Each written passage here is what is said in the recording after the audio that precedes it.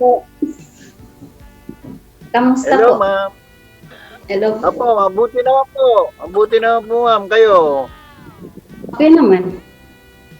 Ah, buti naman kayo po yung naging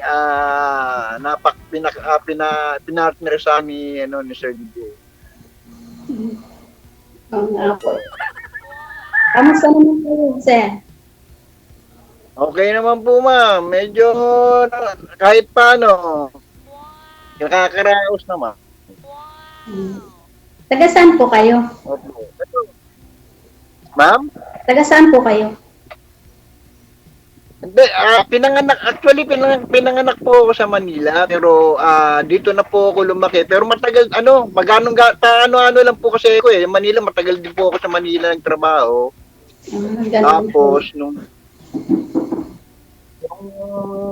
malapit na matapos yung bunso ko, so yun, nag-decision po ako umuwi muna rito hanggang ngayon. Oo. Opo. Opo, opo. Tatlo po yung Tatlo po kasi yung yung anak ko. Lahat po sila lahat po sila tapos na. Ako din, tatlo din anak ko sa college. Grade 12 at saka grade 8. Okay. Ilang taon na po kayo, ma'am? 51 po. Ay, ako, 50 na rin, may 50 na rin ako mahigit. 50, mag-56 na ako eh. Opo, 56 Ganun. na ako. Opo. Tatlo po yung anak nyo? Ay, tatlo po. Puro lalaki. Puro lalaki. Oo. Opo. Talagang may magtatanggol talaga, puro lalaki eh. Kaya nga eh. Oo nga po. Sa akin naman, 2 lalaki, 1 babae. Opo. Panganay ko, lalaki, tapos sumunod babae, ito ko lalaki. Ganun. Opo. Lahat naman sila, awa ng Diyos, tapos na rin. Nasaan yung asawa niyo? Wala na, matagal na po kaming hiwalay, ma'am. Hiwalay na po. Oo, maliit pa yung bunso ko. Ano pa, wala pang 1 taon eh. Bunso ko tapos na. So, imagine wala pang 1 taon tapos natapos na yung bunso ko. Matagal na. 20 years plus na. Mahigit. Ganun. Opo. Kaya kaya nagbaka sakali ako kay Sir DJ, baka sakaling swertehin. Kaya Sinubukan ko rin lang ma-experience yung yung ganitong kasi lagi ako nanonood kay Sir DJ. wait lang. Daan?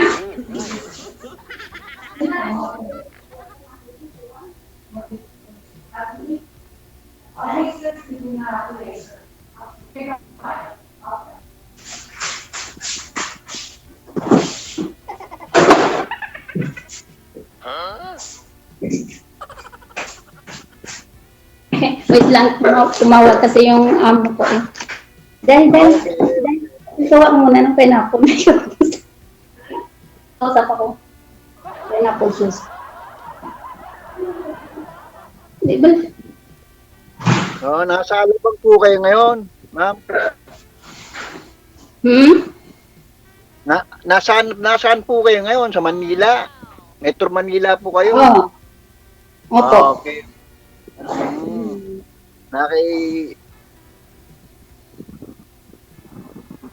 Baka kasama nyo si Manny Pacquiao dyan, nasa Alabang yun eh. May bahay din siya dito pero hindi ko alam kung saan banda. Oo nga po eh.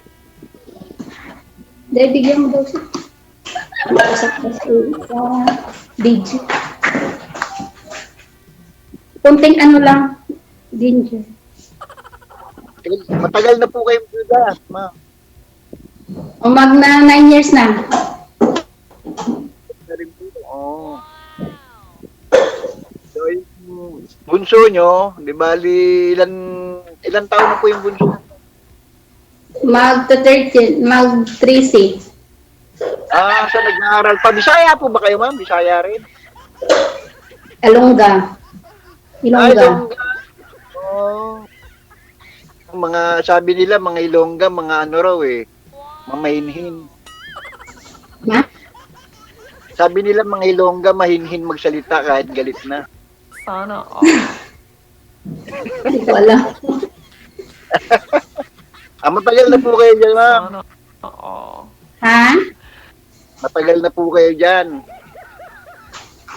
Oh, mag-9 years na dito. Mga 9 years na rin po kayo dyan. So matagal na pala rin kayo dyan sa ano. Oh. Opo.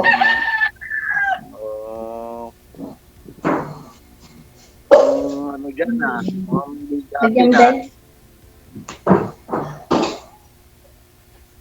Tapos, luya, may luya, kunti, maliit. Maliit ng kunti. Ano province niyo po, ma'am? Bacolod. Saan po sa Bacolod? Kasi dati... Sa Victor- Ha? Sa Victorias. Okay, oh. Sa ano pala yung Iloilo pala yung branch namin dati. Branch ng? Kasi dati ako sa Employment Agency, Recruitment International. Tapos may branch kami diyan sa may Molo, Iloilo. Sa amin yan. Malayo po sa inyo. Okay, oh. Hanggang ngayon, meron pa rin branch kami diyan, Molo, Iloilo. Wala na nga lang ako. Malis na ako.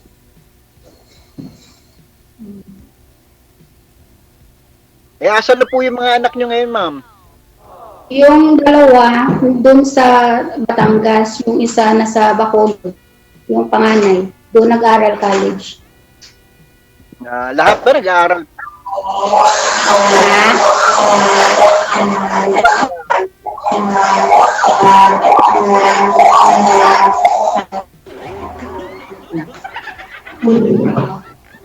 Alin po? Lahat po ng anak nyo nag-aaral pa? Sa Bacolod po, yung college. Lahat nga po nag-aaral pa? Oo, nag-aaral pa lahat. Okay. Oh. Ilang taon po yung panganay? Mag 21. Okay. So, college pa.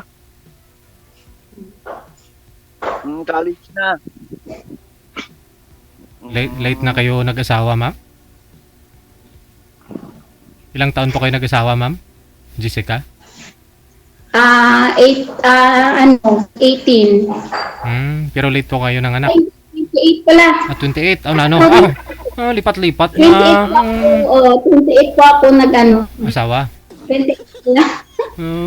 Matanda na. 28 pala ako Asawa. asawa.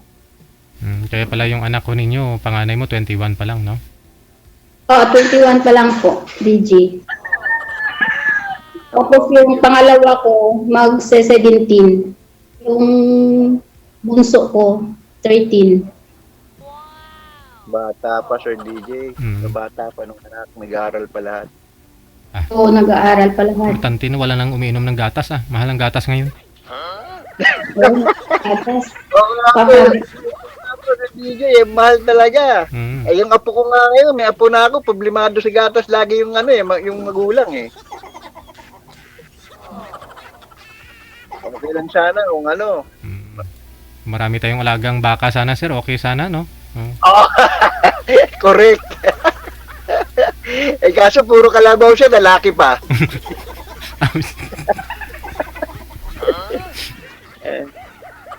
Matingin mo, Day. Lagyan mo konting salt na. So DJ, bago matapos to, papasalamat ako sa iyo, ha. Welcome, Na-experience, kahit paano na-experience ko to. Matagal ko nang balak sumali sa iyo, Sir DJ. Sana hindi ka magsisisi, sir. Hindi ka naman... Ma'am, ano tanong niyo sa akin, ma'am? Tanong po kayo. Ilan nga sabi mo, anak mo? 3 din? Tatlo po yung anak ko. Sa isang babae lang po yun, ma'am. Tapos na lahat. May Opo, tapos na sila lahat, pero yung dalawa, may pamilya na, yung isa, yung babae ko, wala pa. ah, Opo. Paano pinakaabalahan mo ngayon? Dito po ako sa probinsya ngayon, di bali, yun, may ano lang kami, sa bubukid, gano'n. So, pagka sa dagat, gano'n. Malapit din kami sa dagat. Ganun. Opo. Kami sa probinsya, malapit din kami sa dagat. Kasi nga, lagyan ko ng tubig dahil may asin na diyan. Dahil may asin. Kahit pa. Lagyan mo tubig dito dahil hanggang dito dahil tapos asin ko. Hindi po, ma'am. Pa. Buti naman, ma'am, naisipan nyo rin sumali. Oo, nung nakaraan pa po, sabi, kaso nga, parang walang time siguro yun. Wala pa may nahanap. Kaya, ngayon siguro, nakahanap, may kausap. Oo nga po eh. Ako rin eh. Yung sadya ko rin yung sadya ko talaga, siyempre, ito, yung may makilala, tapos yung may experience din yung ano ni Sir DJ, gano'n. Kaya, Salamat din. maka-experience din mo ganyan, may kausap. Oo nga po eh. Pero matagal na ho kayong walang kinakasama, Sir Alan. Oh. Sir. Sir, po sir, kasi nag-focus po talaga ako sir sa mga anak ko sir kasi may liit pa iniwan na sa akin ng nanay nila sir. Mm. Sabi ko nga po sir DJ, yung bunso ko, di bali wala pang 1 taon yan. Mm. Mm. Opo, nag-upload na po yung dating kinakasama ko. Simula nun, wala na. Yan lang. Tapos, actually, yung bunso ko ngayon, wala sa akin hanggang 5 taon eh. Simula nung maliit pa eh. Kinuha ko na lang yan doon sa kanila. Eh, alam niyo naman kasi, ako yung tipong lalaki pero babae ang puso eh, Sir DJ eh. Hindi ko kayang tiisin na yung mawalay sa akin yung isang anak ko, 3 yan sila eh. Mm. Yung isang bunso ko nawalay sa akin. Kaya gumawa talaga po ako ng paraan para makuha ko yun. Awa naman ng po ng Diyos, nakuha ko. Ayun, hanggang ngayon, lumaki natapos sila sa akin, kasama ko. Mm. Nga po. Samantalang yung nanay nila, hindi ko po alam, bahala siya kung nasaan siya ngayon. Pero retire na po kayo sa trabaho nyo ngayon, sir? Huminto po ako ng trabaho ko sir simula nung pandemic. Kasi yung time na yun din po yung graduation po ng anak ko. Mhm. Opo.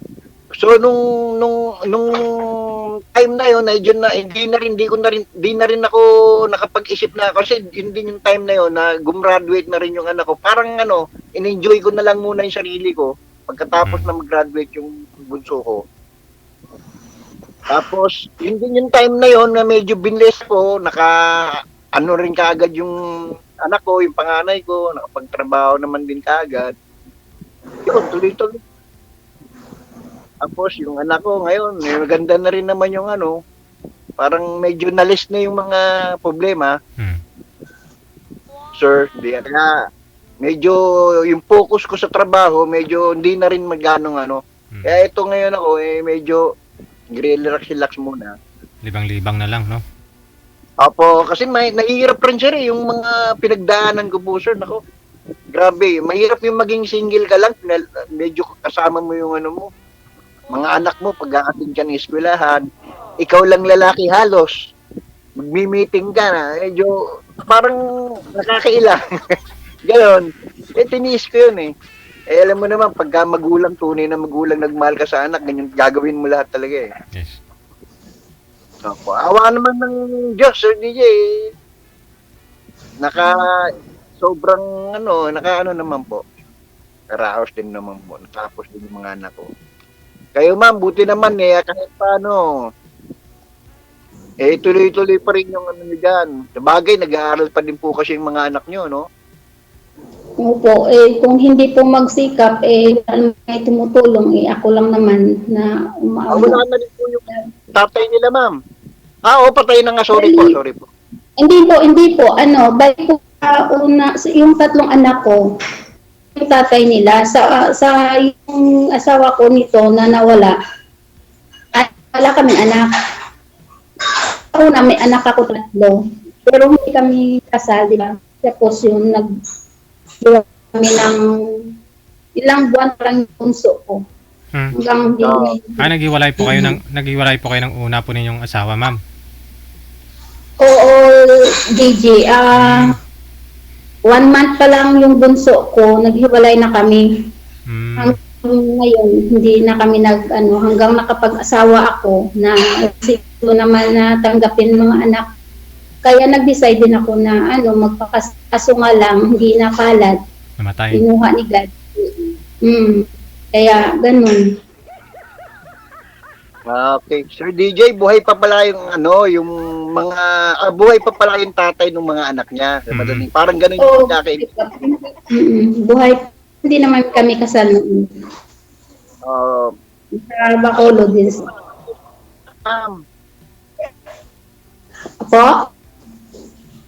Sumusuporta naman po yung tatay nila sa anak nyo. Ay, mula noon po, hindi nagsusuporta. Hindi siya nagbibigay. Mula noon. Bali, ako talaga bumubuhay sa mga anak ko. Magaling na tatay. Oo, magaling yun. Napakaalaga sa ginawa niya. Opo. Kaya nga hindi din siya pansin ng mga anak niya kahit na o Facebook, hindi naman siya kino-confirm ng mga anak niya. Kasi nga, alam na ng mga anak niya kung ano siya. Pero kaya ko naman kahit wala. Kasi nga. Napatapos ko naman sila ng high school, napaaral ko man sila ng wala yung tatay na hindi tumutulong sa akin. Nakaya ko naman sa awa ng Panginoon. Sipag lang. Oo, talagang manalig. Manalig yan po talaga tayo.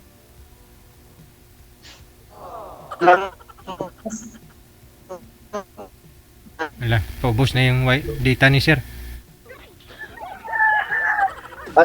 Ganun po ba, sir? Sir DJ, bago maubos yung day ko, papasalamat ulit ako sa Sir DJ, ha? At ma'am, na-experience ko to. Ma'am, ano nga pangalan po, ma'am? Bago tayo matapos. Jessica. Jessica po, Jessica Perhe. Alan, SI Lord. Kasi nagkakamali siya sa apelyido ko eh.